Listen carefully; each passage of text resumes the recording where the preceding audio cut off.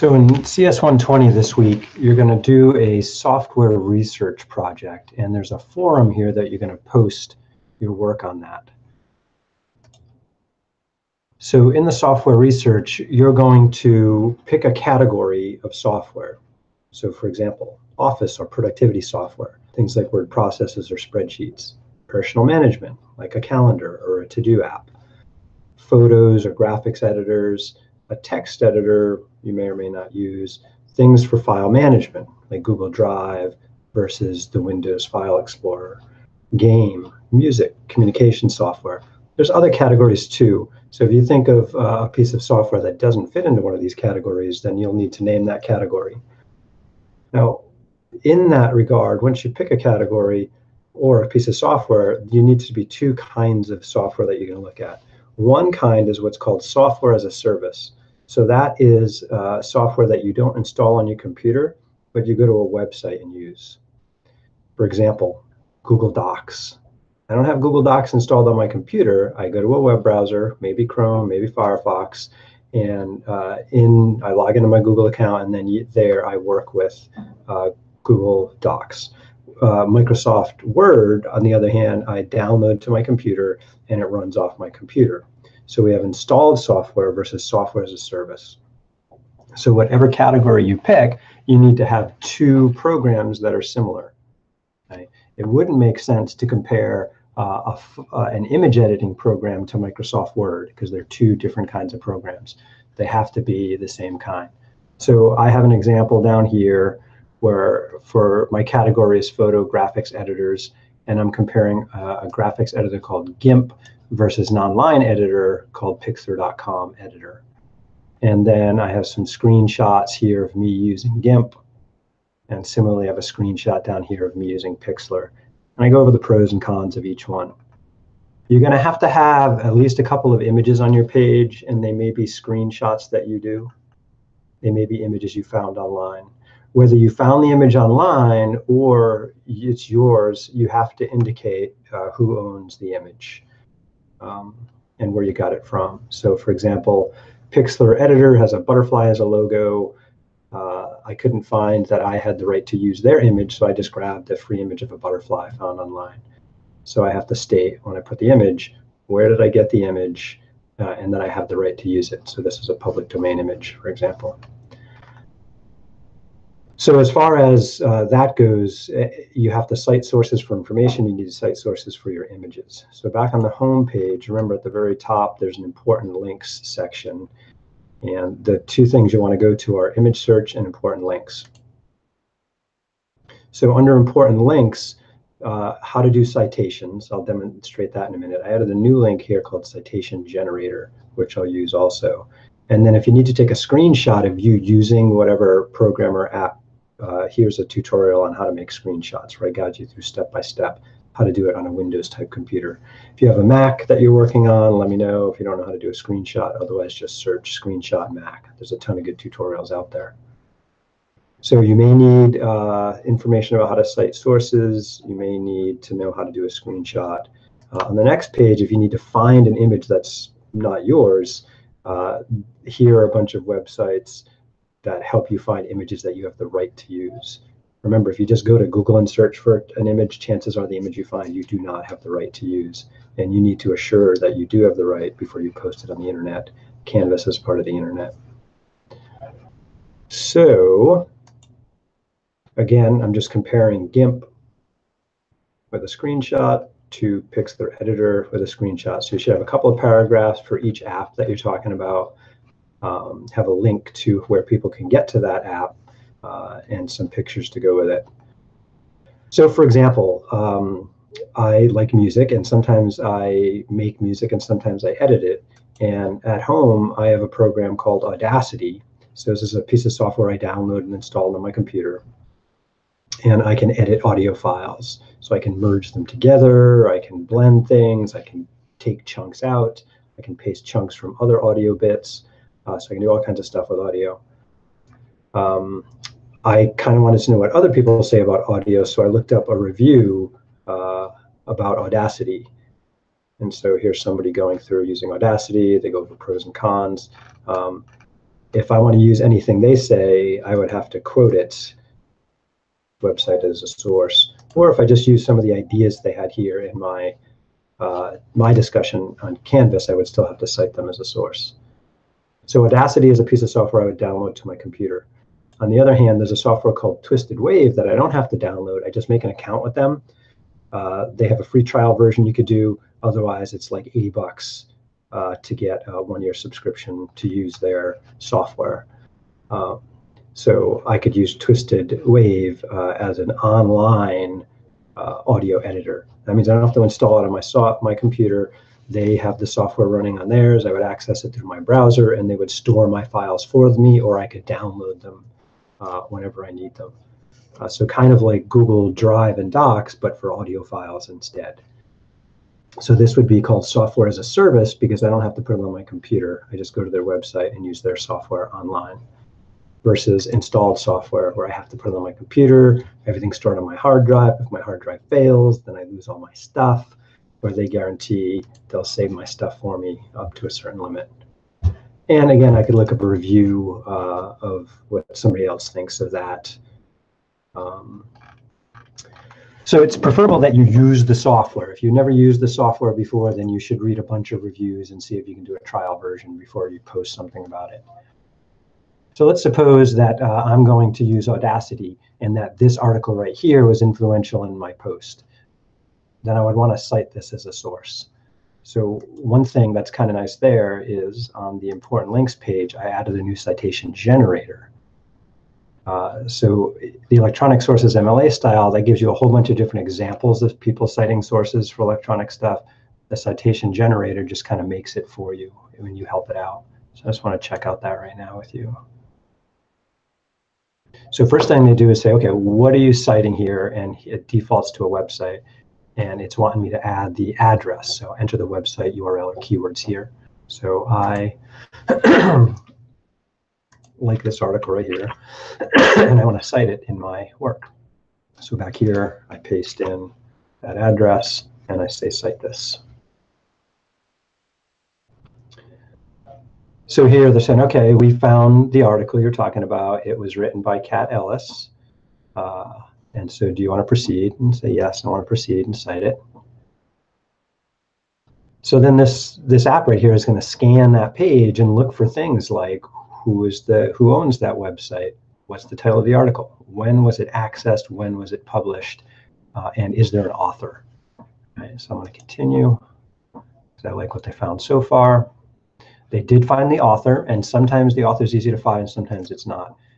So always double check. Is this really the name of the article? Is the website called Tech Radar? And did they find the correct author? If they didn't find an author, scan the article yourself and look at the bottom or the top to see if this app missed something. And sometimes these apps do miss things. So find an author that the app missed, then you could add another author or just type in manually the name of that author. All right, and I want to complete my citation.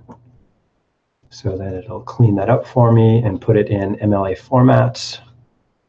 All right, so here it is right down here. Further if I want to with the pencil here, or I could just grab it, highlight it, copy it, Control-C on the keyboard, and then I can use that to paste in to, where'd it go? Right here. So another thing to consider, so I can get a citation and it'll help me format it. If you do a screenshot, so let's suppose I'm using Audacity and I take a screenshot of it. Windows has what's called a Snipping Tool. That's pretty nice. So I grab the Snipping Tool, and let's say this is my screenshot right here. Oh, wrong button apparently. Try that again. Snip.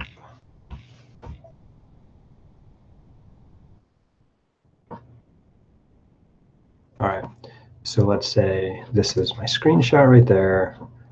With the snipping tool, you'll then have to save it. Copy and paste usually doesn't work in Canvas, so I have to put it somewhere on my computer. Maybe I'll put it in pictures. So I'll give it a good name so you can find it again.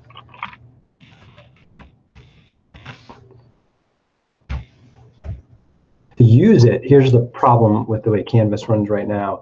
If you hit reply here, let's see, it's at the top, to start your review, you can't easily add images.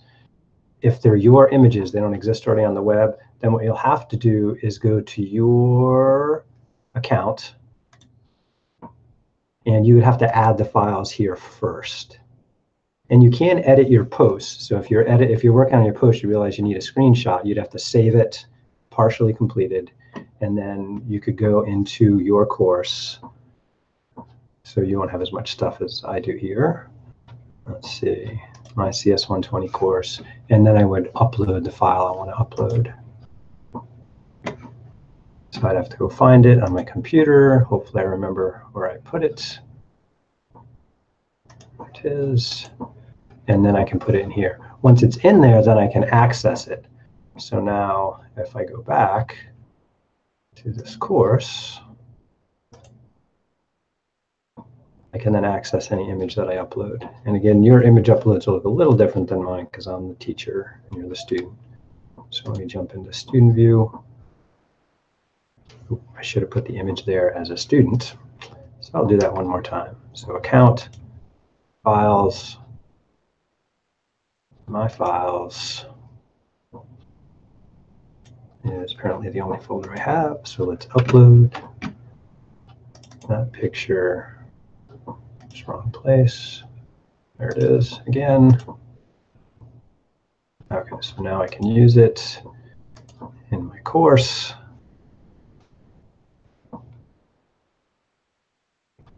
And I want week 3 software research. And you want to reply to the main article here. So to insert so here I would do something like audio software, title, and then my first one is Audacity. Or I could have a title, Audacity versus Twisted Wave. And then I could start talking about Audacity, blah, blah, blah. And I have an image I want to put in there. And if I have the address of the image online, Canvas will grab it for me. Otherwise, I could look at the images I have stored in my files, and I can grab anything that's already there. Now, sometimes the screenshot you take will be too big, and you might want to scale it down by changing the dimensions. And if you change if the width, the computer will adjust the height for you, or if you change the height, the computer will adjust the width for you, so it doesn't get distorted. And then I can slap it in there. So there's my image. And then I would make a note to the image.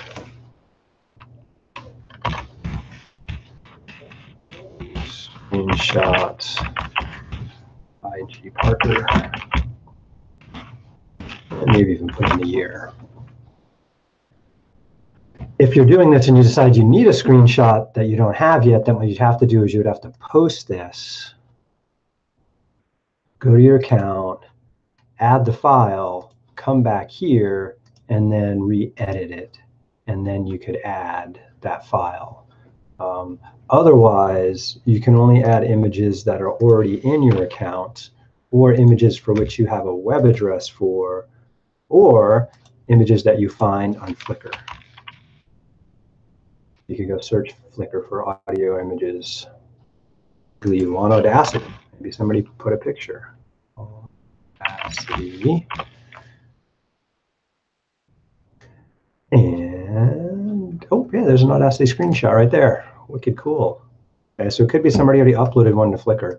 And it's going to access only Flickr images that have a license that's appropriate for you to use. And so I would just make a note from Flickr.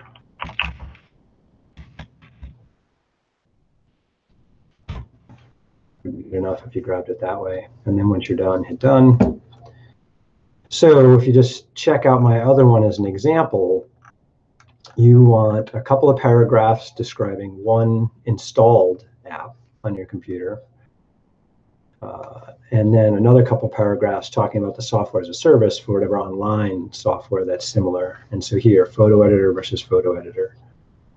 In this new one I posted, I've got audio editor installed versus audio editor online. So again, they have to be compatible programs, like different things people could choose. What are the pros and cons? Audacity is free. Twisted Wave costs $80. However, they store all your files for you, and you get automatic updates. So again, pros and cons. Maybe Twisted Wave's easier to use, and Audacity's harder. Is it worth paying $80 to get something that's easier to use and they store all your files? Yeah, maybe. Okay, I think that's it for now. You have everything you need. Oh, one other thing. After you post yours, and again, you might have to have a citation in there, in which case you can use that citation editor I demoed here. You then have to go back in here and read somebody else's tutorial and then make a comment to it. To comment on somebody's, review, you hit the reply at the end of theirs. And you can't just write, hey, nice job, I like what you wrote, cool app. It's got to be something substantive. So I just went out and tried Pixlr, and I thought it was super easy for me to resize a photo. Or I like the way Pixlr can reduce red eye in an image. It has to be something constructive. It can't be just like, hey, nice job, or hey, cool app. All right.